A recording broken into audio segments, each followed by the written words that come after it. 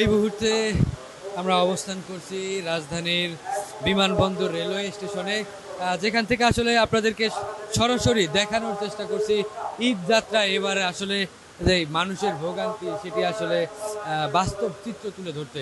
আমরা যেটি দেখছি যে এই মুহূর্তে একটি ট্রেন ১ নম্বর প্ল্যাটফর্মে প্রবেশ করছে এবং আমরা যেটি দেখছি যে এই মুষলধারে বৃষ্টিতেও কিন্তু আসলে থেমে নেই ঘরমুখো মানুষের যে ঢল সেটি। এবং আমরা যেটি দেখছি যে এই বৃষ্টিকে উপেক্ষা করেই কিন্তু অনেকেই আসছেন এই বিমানবন্দর রেলওয়ে স্টেশনে পরিবার পরিজনের সাথে ঈদ ঈদ কাটানোর উদ্দেশ্যে। আমরা যেটি দেখছি যে ট্রেন কিন্তু এই মুহূর্তে প্রবেশ করছে ১ নম্বর প্ল্যাটফর্মে, তবে পুরোপুরি না থামলেও অনেকেই কিন্তু আসলে তাড়াহুড়ো করেই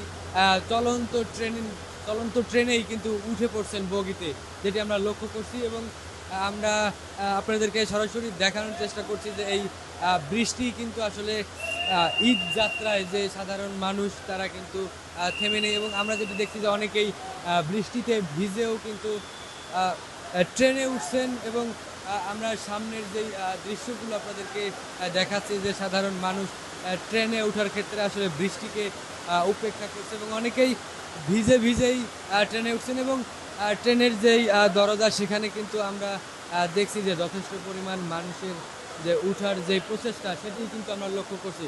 তবে এবারের একটা বিষয় আসলে না জানালেই নয় যে আমরা এর আগের যে পূর্বের বছরের যে ঈদগুলো দেখেছি সেগুলোতে কিন্তু আমরা লক্ষ্য করেছি যে ট্রেনের বগির পাশাপাশি কিন্তু ছাদেও শত শত মানুষ উঠতো এবং ঈদ যাত্রায় আসলে গ্রামের বাড়িতে ফিরে যেত পরিবার পরিজনের সাথে ঈদ করতে। তো এবারের চিত্রটা কিন্তু আমরা ভিন্ন। আমরা সকাল থেকেই বিমানবন্দর স্টেশনে রয়েছি এবং বেশ কয়েকটি ট্রেন কিন্তু ইতিমধ্যেই ঢাকা থেকে ছেড়ে গিয়েছে বিভিন্ন বিভাগে।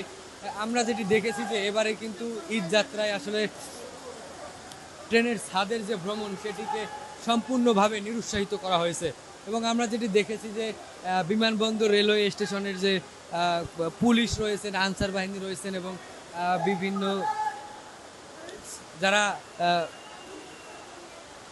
এই রেলওয়ের সাথে জড়িত, এবং আমরা দেখেছি যে তারা কিন্তু যারা ছাদে উঠেছিলেন তাদেরকে নামিয়ে দিয়েছেন। এবং আমরা লক্ষ্য করেছিলাম যে এবারে আসলে যেই ট্রেনের যেই ভোগান্তি সেটি পূর্বের থেকে কিছুটা কমেছে। এবং আমরা এর আগের ঈদগুলোতে যে আমরা যে দেখেছি যে ট্রেনের শিডিউল বিপর্যয় থেকে শুরু করে অনেক কিছুই কিন্তু সাধারণ মানুষের যে ভোগান্তি সেটি হয়েছিল। তবে এবারের ঈদ যাত্রায় কিছুটা স্বস্তি রয়েছে এবং সাধারণ মানুষের যে ভোগান্তি সেটি কিন্তু অনেক অংশেই কমে এসেছে।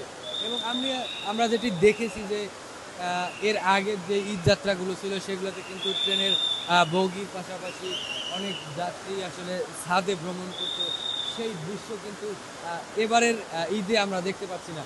এই মুষলধারার যে বৃষ্টি, এই বৃষ্টিতেও কিন্তু থেমে নেই মানুষের ঈদ যাত্রা।